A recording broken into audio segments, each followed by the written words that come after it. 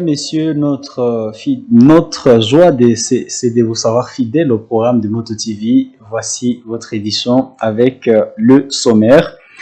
Urgence sanitaire en RDC, l'épidémie de choléra continue son expansion à travers les 6 pays, à travers le pays. 6 provinces viennent d'être déclarées touchées par cette maladie. Le ministre de la Santé, qui a fait l'état des lieux de la maladie, a communiqué quelques mesures pour freiner la propagation de cette épidémie.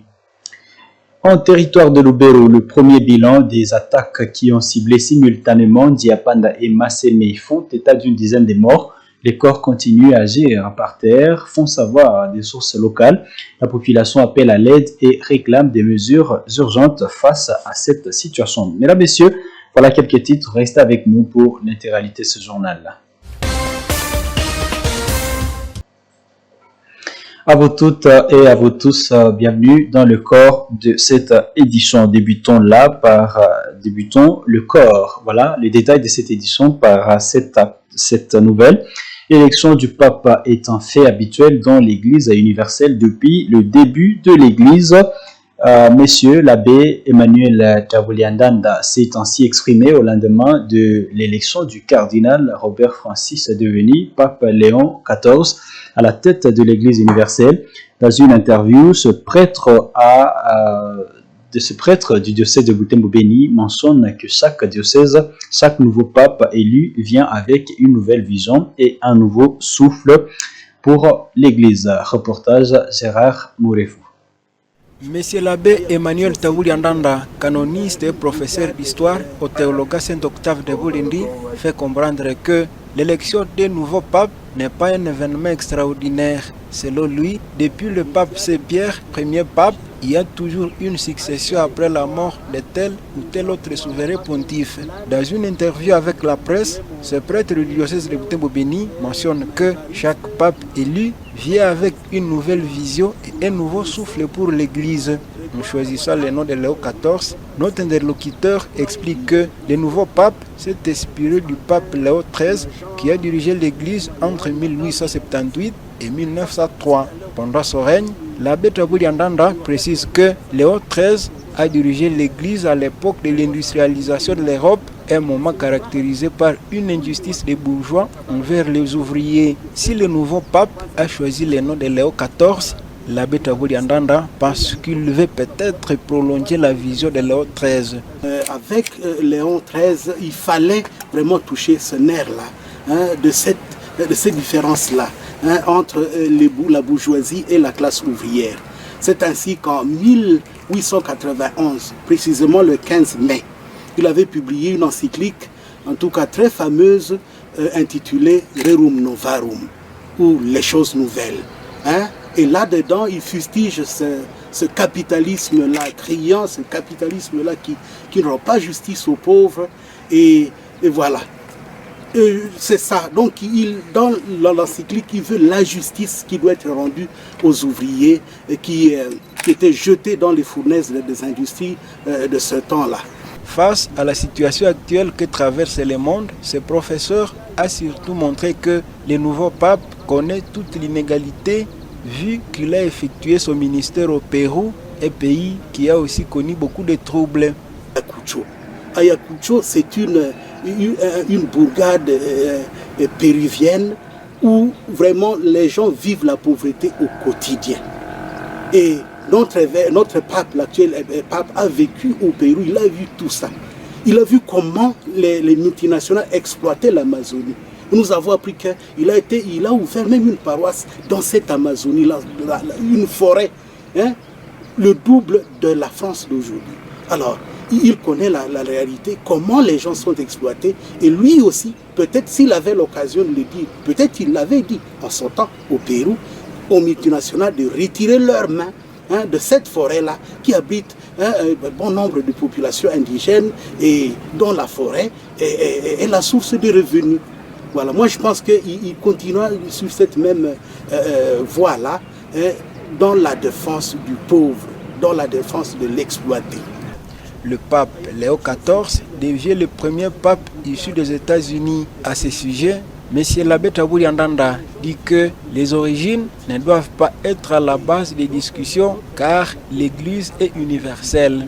Il a révélé que l'Afrique a déjà fourni 3 papes dans l'histoire de l'Église, notamment le pape Victor, le pape Gélade et le pape Miltiade. Il recommande aux fidèles chrétiens de prier pour le pape et de croire à l'Esprit Saint. Le ministre de la Santé publique, Hygiène et Prévention, Roger Kamba, a officiellement déclaré l'épidémie de choléra dans 6 provinces de la RDC. Il s'agit du Haut-Katanga, du Tanganyika, du Sud-Kivu, du Nord-Kivu, de la Tchopo et du Congo central. Cette annonce a été faite à travers un communiqué publié jeudi 8 mai par le ministre devant la presse de Kinshasa. Suivez le point avec Mirembe Chidawite dans ce récit. Selon le communiqué du ministère de la Santé, depuis le début de l'année 2025, plus de 18 385 cas de choléra ont été recensés, causant 364 décès, soit un taux de létalité de 2% nettement supérieur au sein de 1% recommandé par l'Organisation mondiale de la santé, OMS. Le ministre Kamba a qualifié cette situation de très préoccupante pour le pays. Il attribue cette recrudescence des cas à plusieurs facteurs, notamment le pluie diluvienne qui provoque d'importantes inondations, ainsi que l'instabilité sécuritaire entraînant des déplacements massifs des populations, particulièrement dans les provinces du Nord Kivu et du Sud Kivu. Par ailleurs, les mouvements transfrontaliers avec des pays comme la Zambie et l'Angola contribuent également à la propagation de la maladie, notamment dans le sud du pays, précise le communiqué. Les symptômes du choléra, rappelés par les ministres, incluent des diarrhées aqueuses en eau de riz, une déshydratation rapide, des vomissements, des douleurs abdominales avec ou sa fièvre. Face à cette situation, le ministre Roger Kamba a appelé la population au strict respect des mesures d'hygiène, notamment le lavage régulier des mains et la bonne cuisson des aliments. Il assure que des mesures d'urgence ont été mises en place pour le ministère de la Santé en collaboration avec ses partenaires pour limiter la propagation de cette épidémie dans les zones affectées. Le service urbain de la jeunesse et éveil citoyen, en collaboration avec l'association citoyenne dans l'amour, l'unité, la prière et l'évangélisation, a CAUP, un sigle, a lancé une campagne de collecte de biens en faveur des forces loyalistes. C'était au cours d'une séance de sensibilisation organisée ce vendredi 9 mai à la mairie de Butembo. Cette activité vise à inciter les jeunes à intégrer l'armée congolaise et à soutenir moralement et matériellement ceux qui sont déjà en formation. Reportage Léandrine Maloulé et Mirembe Chidawite. L'association des jeunes chrétiennes dans l'amour, l'unité, prière et évangélisation a réuni des jeunes de Butembo ce vendredi 9 mai à la mairie de Butembo. Kambale Fataki, président de cette association, a appelé les jeunes à accompagner et intégrer la réserve armée de la défense et soutenir les jeunes qui sont en formation à Nyaleke. Par la même occasion, ces jeunes ont été sensibilisés à collecter des biens pour ces derniers. Cette campagne se fixe aussi pour objectif de prêcher l'évangile aux soldats car la parole de Dieu est aussi importante pour combattre l'ennemi. Kwenda kuformation ile ni ya muhimu sana. Nafaa tusaidie wale wa ndugu zetu wajifunze na roho wakiwa na nguvu ya kujifunza.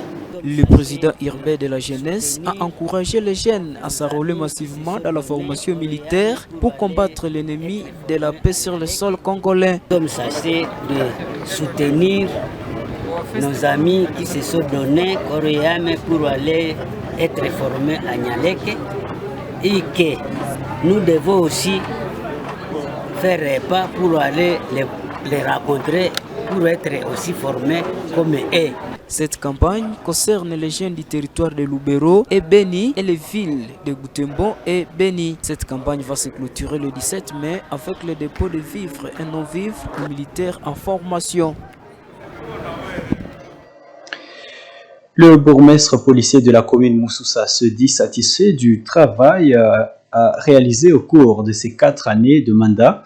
En tête de cette municipalité, le commissaire supérieur Augustin Liombo met en avant les projets accomplis en collaboration avec la population.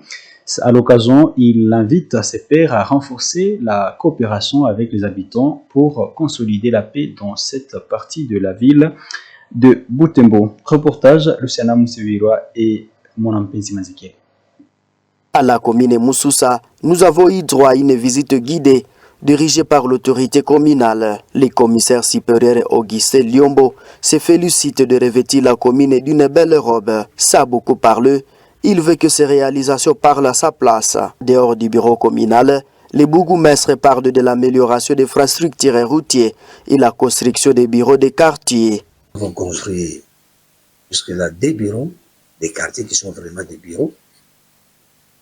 Il y a le bureau du quartier Matanda, il y a le bureau du quartier Kato. J'ai un projet de construire le bureau du quartier Violet et Nkingi. Vous savez, ces quartiers-là sont un peu en retrait. Donc ça, et il y a des ponts, des fortines comme sont tentés avec les peu de moyens, sont tentés de tout le temps essayer de remettre en bon état. Pour plus de réalisations, cette autorité communale souhaite le retour de la paix. Aussi, il compte sur la collaboration dirigeante du RIG pour bâtir une ville développée. Décevoir les présidents de la République qui a mis cette confiance pour nous. Nous devons à tout prix travailler pour satisfaire la population. Nous sommes au service de la population, nous sommes les serviteurs de la population. Et c'est cette population qui est notre patron. Les patrons, c'est la population. Ils nous ont donné cet espace pour travailler et nous devons tout faire pour que cette population soit satisfaite. C'est le conseil que je vais dire à tous mes collègues de l'État des sièges que nous devons tout travailler, mettre tout ce qui est à notre disposition pour que la population soit satisfaite avec celui qui nous a confié cette responsabilité, qu'il soit aussi satisfait. La situation sécuritaire est relativement calme dans la municipalité. L'autorité communale rapporte cependant quelques cas d'ingursion nocturne. D'après lui, ses services sont à pied d'œuvre pour contenir cette situation. En territoire de Lubero, plus de 15 morts ont été dénombrés dans les 2 attaques simultanées à Ndiapanda et Massémé. Les assaillants y avaient frappé à pleine nuit, sémant la terreur. La population appelle à l'aide et réclame des mesures urgentes face à cette situation. Le point avec Clémence Nengo. La nuit du mercredi 7 au jeudi 8 mai a été particulièrement sanglante sur l'axe Butembo-Mangoré-Djipa dans le territoire de Lubero. 2 attaques coordonnées ont visé Mambembe en localité d'Ndiapanda dans la chefferie de Bassoa et Massémé en secteur de Bapéré. Au total, plus de 15 corps sans vie ont été retrouvés dans les 2 attaques selon les premières estimations recueillies sur place. À Ndiapanda, dans le quartier Mambembe, la société civile fait savoir qu'il y a toujours des personnes portées disparues.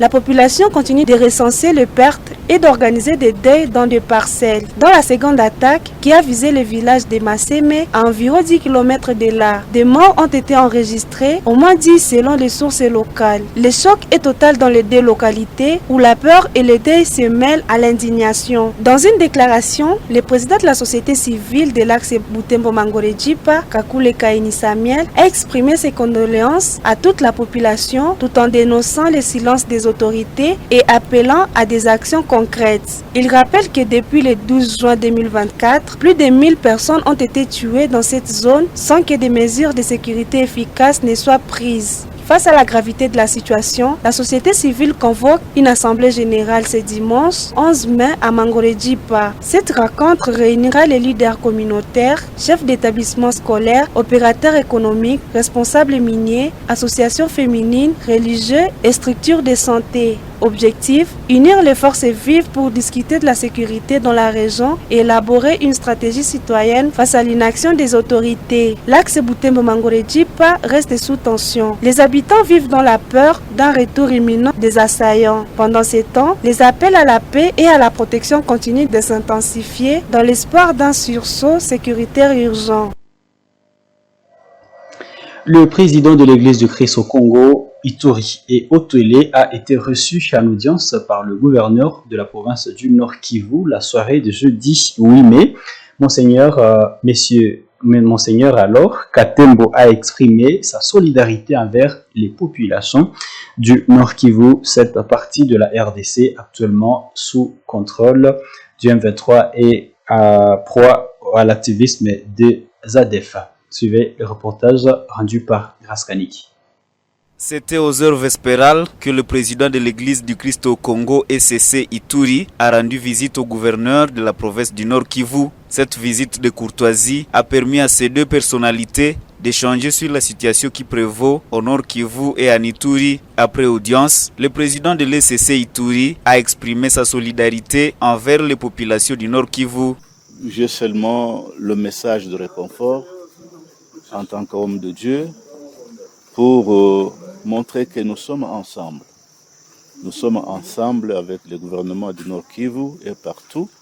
Nous sommes ensemble avec la population. Monseigneur Katembo a, à l'occasion, lancé un message de paix et d'amour au peuple congolais en général et de façon particulière au Nord Kivusien.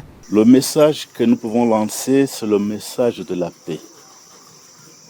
Le message de l'amour. Aimons Dieu, aimons son prochain, aimons notre nation. Sans cela, nous n'allons pas avancer. Quand nous aimons nos voisins, nous n'allons pas nous entretuer. Quand nous aimons nos voisins, nous allons aussi respecter l'amour de Dieu. Et puis tout cela, ça va nous amener que nous puissions aimer notre nation, que nous avons une seule nation, nous n'en avons pas deux, seulement la République démocratique du Congo. La province du Nord Kivu et celle de l'Ituri sont les plus touchées par les atrocités de la guerre depuis plus d'une décennie. Restons dans la capitale provinciale où le gouverneur militaire du Nord Kivu a signé 3 arrêtés le jeudi 8 mai. Ces décisions concernent la nomination de plusieurs conseillers, coordonnateurs principaux et assistants au sein du gouvernement provincial de cette partie. Clémence Nengo nous en parle encore une fois en détail dans ce récit. Sont nommés conseillers près le gouverneur de province, le colonel Amouli Manzimwe Olivier, en charge des questions stratégiques, Messieurs Sebangi Charoubera Joseph, en charge de l'intégration sous-régionale, Professeur Vikanza Paul, en charge des investissements, du développement, des infrastructures et de la reconstruction, Abbé Palou Koukasole Patrick, en charge de relations avec la société civile, le mouvement citoyen, les groupes de pression et des initiatives d'autodéfense populaire, Messieurs Mouisha Kaneno et Ménoël, en charge des actions humanitaires, Messieurs Chema Tifofo, en charge de lutte contre le blanchissement de capitaux, contrebande, Maître Mouindo Kalouene Achille, en charge des questions juridiques, le colonel Mangwamboa Mantai Didier, en charge de projets communs avec le parc national du Virunga et le corridor environnemental, et messieurs Sebi Kouare Bizakavao Eugène, en charge du processus de paix et réconciliation intercommunautaire. Sont nommés coordonnateurs principaux le colonel Ngoulou Mukunkwe Simon, en charge des opérations militaires, de la sécurité et ordre public, de la sensibilisation et du recrutement au sein des forces armées et de relations avec le partenaire militaire, M. Kiza Kalobera Eric, en charge de l'administration du territoire, de la décentralisation, de la coopération interprovinciale, de la justice et droits humains, de la fonction publique, des affaires coutumières et de questions politiques. Messieurs Kamoua Moussubao David, en charge des finances, de l'économie, du commerce de mines, de l'énergie et ressources hydrauliques et des hydrocarbures, du portefeuille et de l'industrie, des petites et moyennes entreprises et de l'entrepreneuriat, Madame Bazang Ba, Mounanka Espérance, en charge des affaires sociales, de l'environnement, du budget, du plan, de l'agriculture, pêche et élevage, des affaires foncières, urbanisme, habitat et aménagement du territoire, du transport et voies de communication, et enfin Madame Elouanda Kamala Priska, en charge de la santé, de l'éducation, du travail et de la prévoyance sociale, du genre, de la famille, de la jeunesse, du tourisme, des technologies de l'information et de la communication, de la culture, art, sport et loisirs. Ont été aussi nommés assistants principaux des coordonnateurs principaux au sein du gouvernement provincial militaire du Nord Kivu, le lieutenant-colonel Muronkani Luneno Odan Clémence est nommé assistant principal près les coordonnateurs principaux en charge des opérations militaires, de la sécurité et ordre public, de la sensibilisation et du recrutement au sein des forces armées et de relations avec les partenaires militaires.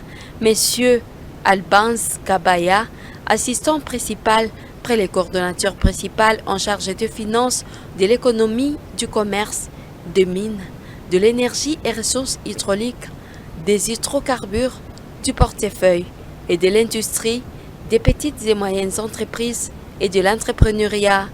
Messieurs Karekiza Moutayomba Désiré, assistant principal près les coordonnateurs principaux en charge des affaires sociales, de l'environnement, du budget, du plan, de l'agriculture, pêche et élevage, des affaires foncières, urbanisme, habitants et aménagement du territoire, du transport et voies de communication, et Messieurs Bembele Zakiza Patient, assistant principal près les coordonnateurs principaux en charge de la santé, de l'éducation, du travail et de la prévoyance sociale, du genre, de la famille, de la jeunesse, du tourisme, des technologies de l'information et de la communication, de la culture, art, sport et loisirs.